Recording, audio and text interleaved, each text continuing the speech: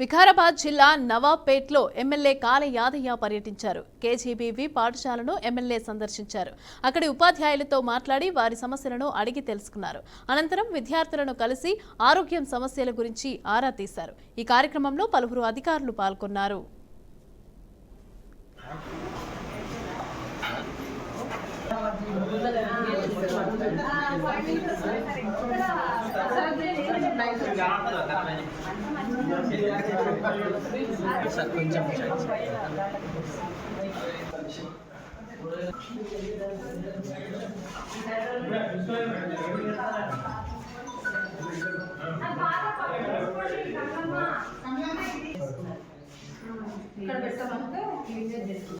నవాబ్పేట్ పాఠశాలలో మొన్న ఎలకలు కలిసిందని తెలిసింది.